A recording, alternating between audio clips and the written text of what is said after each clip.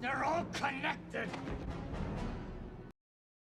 We're not going to have a single legit person appear on Alex Jones. Nothing more than agents, and I'm going to point that out with Professor Griff. This man is very transparent, not a very good shill at all. I'm going to show that here with this image with him plugging Fritz Springmeier's book, and I'm going to make the connection, how these so-called truth speakers always expose themselves, but so few can see it because they don't understand the occult. They don't look for the signs and symbols and numbers.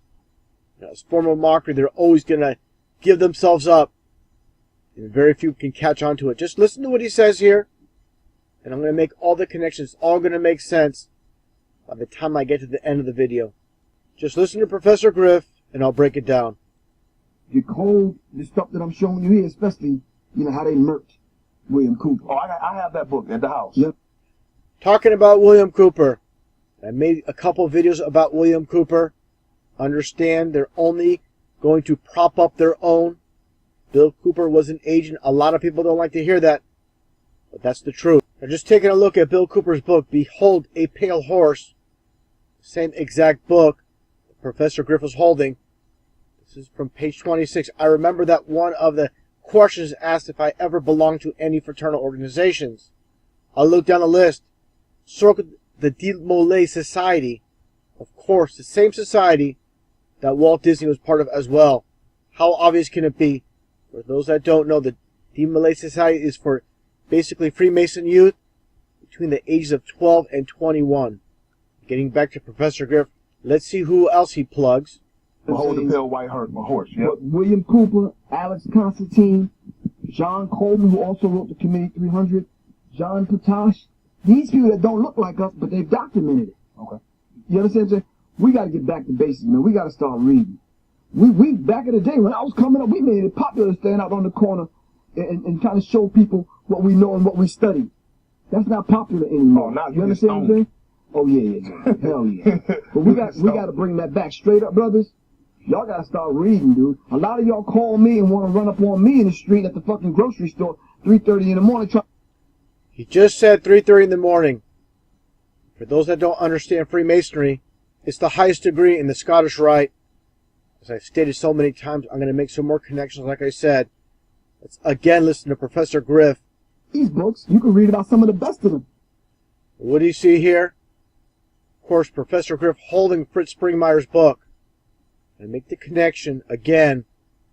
All these shills are interconnected, all working together. Basically gatekeepers, speaking a lot of truth, but never going to reveal the whole entire truth. Again, it's all coded. You're going to see these interviews. You're going to see the guy here doing the Illuminati hand sign, throwing up the 666 hand sign. This is how they do it. They love to mock. All about mockery. It's all about Freemasonry with Professor Griff and Fritz Springmeier and how it all connects. And here's an image of Fritz Springmeier, of course. Like I mentioned, Professor Griff was plugging him. And of course the connection with Alex Jones and InfoWars. And what do you see him doing? The devil horns right in plain sight. This is how they do it. Now taking a listen to Fritz Springmeier during a presentation. Again, more about mockery. Where he talks about disinfo agents that were in the same spot that he is. Talking about presenters. Basically, he's pointing at other people, but he's actually talking about himself. He also brings up the number 33 as well when he states he's been to 33 countries. Again, just another form of mockery. Take a listen. You'll get a good idea of the type of disinformation that's being disseminated to you all through double agents. Some of them have been up here as speakers. You may think that disinformation is simply passing a lot of lies. No, disinformation has to look like the absolute truth, but you slip in a little poison with it. This is exactly how they do it. Basically pointing fingers at other people when he's actually talking about himself. No one would suspect he's actually basically talking about himself as a disinfo agent. In this point of the presentation, again, he mentions how he's been to 33 countries. Another form of mockery. Again, take a listen. Because I have been in 33 countries. And there you go. Always coded. We're going to have that number 33 always. Hidden in plain sight sometimes in colors with symbols. But in this case, he flat out says 33.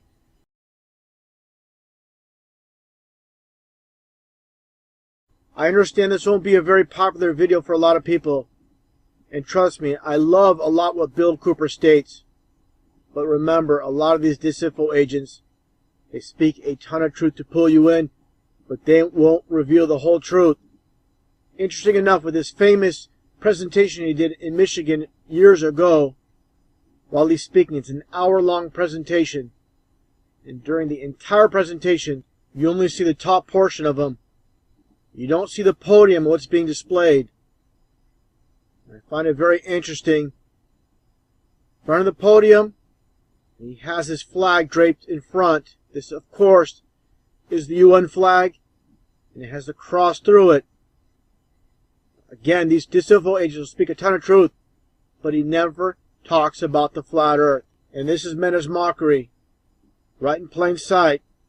Now understand, again, Bill Cooper says a ton of stuff. I still enjoy listening to his presentations. But again, it's all about controlling each side. The people that believe the news, the media, and the alternative media as well is controlled. Bill Cooper would have never had a radio show. He would have never had that CNN interview unless he was one of them. I'm going to include the Bill Cooper presentation in the description box below the video because it is a very good listen. I'm not going to take that away from him. Again, understand, he's an agent, and I'll play the portion where he talks about how there's a method to their madness. Basically, how there's no method to the people out there. And this is a very good statement, but while he's saying that, this is when they pan on, basically, or they show, basically, the flat earth map in plain sight. And after he's done giving that little portion about ignorance, they go again above waist view, and you don't see that flag again. There's a method to their madness. There's really not much method to yours, because you're operating from a place of ignorance. And until you change that, you're going to be bumbling around, bumping into each other, saying and doing the wrong things, not understanding the nature of your enemy. And if you don't understand the nature of your enemy and the weapons they use, you cannot fight that enemy. You can't fight the battle. You shouldn't even be on the battlefield. That's why you're losing the war. And don't tell me you're not, because I'm in a place of great knowledge about who's winning and who's losing this war.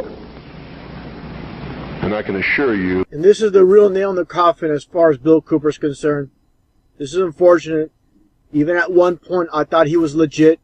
Again, I love his presentations, and I'll still listen to him, because there's a ton of good info that he gives. But again, sadly, he was just nothing more than a clever agent. Take a listen to this interview when he talks about the LA Olympics back in 1984, when they had a helicopter, basically holding up, suspending a UFO, a fake UFO, and Bill Cooper calls it real. Completely ridiculous. You can hear the helicopter rotating above in the video, and again, he's trying to pass this off as a real UFO. And of course, the whole alien psyop angle. Aliens do not exist. UFOs don't exist. How can someone with such great knowledge not know this? Obviously, he was one of them, sadly. I'll play the clip, and after the clip, I'll play the very end of the LA ceremony where they show this almost 8 feet tall alien being presented. Did you see the ending of the Olympic Games in 1984? Yes. You should get a tape of the closing ceremony. It was third at night, and the UFO... A spacecraft held by a helicopter. Well, it wasn't held by a helicopter. There was no helicopter up there holding this thing. They'll tell you that, but it's not true. Can you imagine the liability that they would have if they were carrying this thing suspended on a cable underneath a helicopter over the heads of hundreds of thousands of people?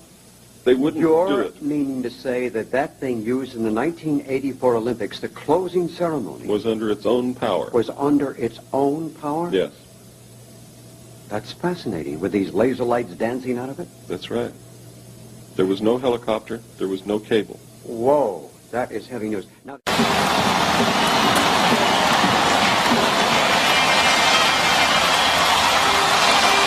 something's going to happen here now. Here comes the spaceship. You believe this?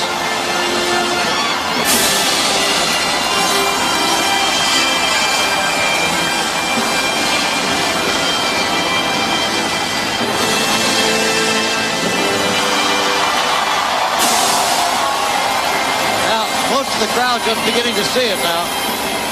Oh, it's several hundred feet high still.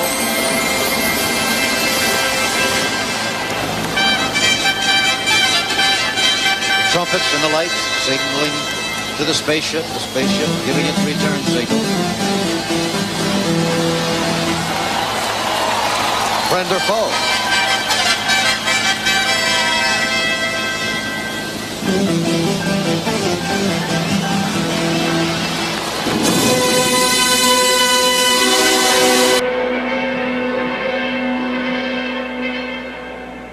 As I said, that's the real moon. Only the spaceship has been created. And now, methinks we have a visitor. the alien himself. That is no one on stilts. That is a man 7 feet 8 inches tall.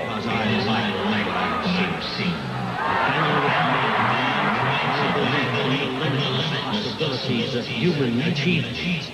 For almost 100 years, you have celebrated the best that humanity has to offer.